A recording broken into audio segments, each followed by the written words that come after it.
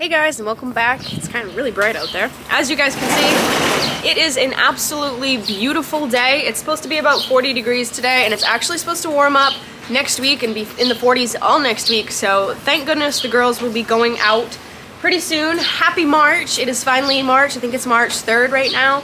So I'm so excited because March 15th is when we can legally spread, and I can't wait to get out on a tractor, although honestly, I don't think it's gonna be happening anytime soon because we did get around 8 inches of snow. I don't know if you guys can see that. But so once this melts, the fields are gonna be really wet, so we probably won't be spreading until mid to late April, but it's just exciting to know that spring is finally on its way and a lot more interesting things are gonna happen around here. A lot of cows are gonna calve, and I'm really excited to share all that with you guys. Whew. Also, some of you guys have been saying I need to slow down when I'm talking, so I will try to do that, I promise, this video. So we just finished milking. The girls have eaten their second bale. They're just finishing that up. I know a lot of you guys have been asking how many bales we feed them. They get 3 bales a day. They get a dry bale and 2 wrapped bales. And also we do around 800 to 1,000 bales a year, and we feed them 3 a day. So I know you guys have been asking that. So I'm only gonna be introducing 1 cow per video to you guys instead of 2, because I'm getting kind of down on cows to introduce to you guys, and I kind of wanted to make it last a little bit longer. So instead of doing 2, I'm gonna do 1. Let's go find her. Also, I did want to clear up that, walking by a fan. I wanted to clear up that in the last video, I think I did say that that heifer that we just let in was 3 to 4 weeks away from calving, and I meant 3 to 4 days. I don't know why I said weeks. And I wanted to clear that up because she's getting very close now, because it's been a few days since I did that video. And I wanted to clear that up so that you guys knew when she calved, you guys weren't like, what the heck? You said she was gonna calve in 3 to 4 weeks and it's been like 4 days. So here is Bridget. She is probably around 7 years old. We got her last year. I would say she is a Jersey Shorthorn cross, could possibly be a Jersey Devon cross. Not really sure. We got her from the same guy that I introduced to Holstein over on the other side a while ago. I said that he milks his cows and he sells them the milk, and he also raises his own calves on the milk.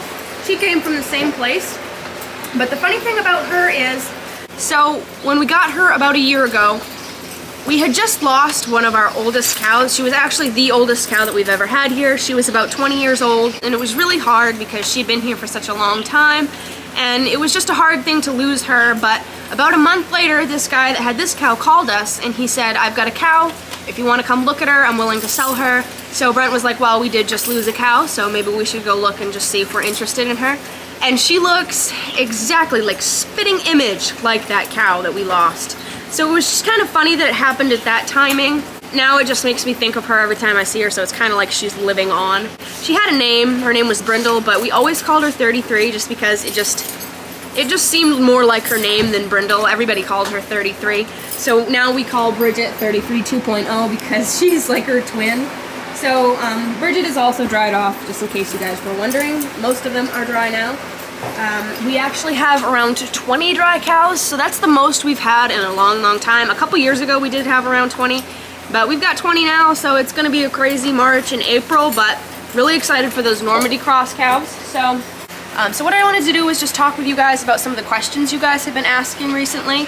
So I know that I don't really answer things all that well, so I wrote down some of your questions and I just wanted to answer some of those.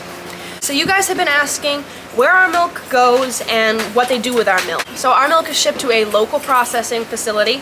We are not organic, we are commercial. I know some people asked that too. And also they asked if we were that A1 or A2. I'm not really sure how you say that.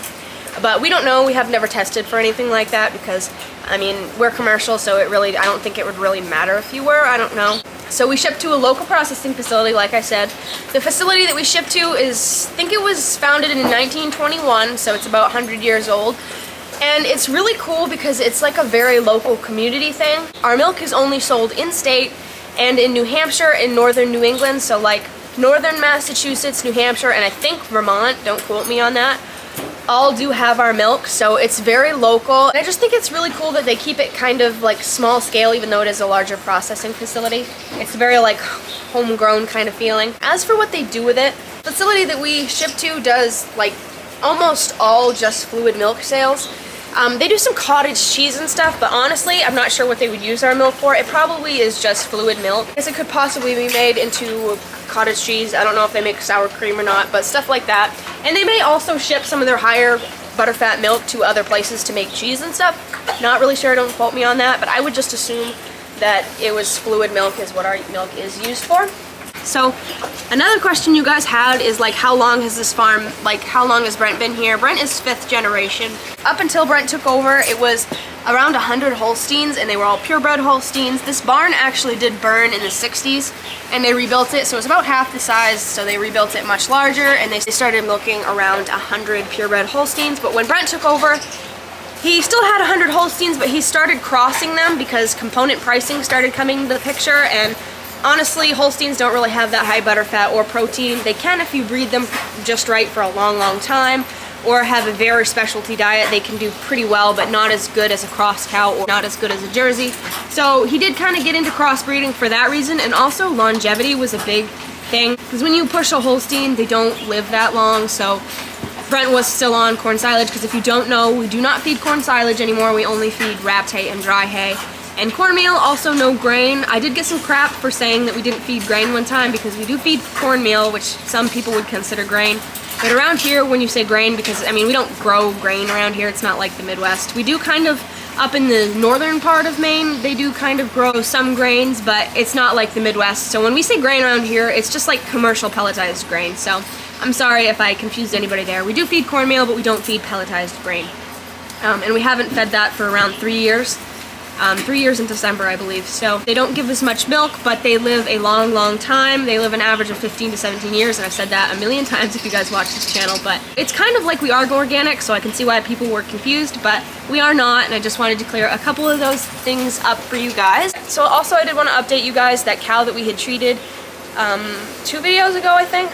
2 or 1 video ago, we treated a cow for mastitis. She is already back in the tank. She's 100% better, has no mastitis at all. The end of her teat is healing up nicely, and she's actually letting you milk her, which is great. We actually did not treat her with the Tomorrow that we bought in the other video, because that stuff is really, really strong, and it takes a long time to get it out of their system. And found a couple more syringes of some much lighter stuff that we use quite a bit.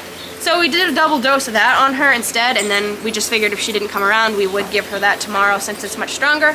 But thankfully, she came right around, got out of her system really fast. So she's back in, and she's almost back to normal, so that is great. So I thought I'd let you guys know that, because I did get a couple of questions about that. So she is much better. So I hope that answers some of you guys' question. I'm sorry this video is probably a little bit on the shorter side, but hopefully pretty soon we will be getting back into things. We're gonna have lots of calves here. We have a lot of cows that are finally bagging, and I'm super excited to share that with you guys.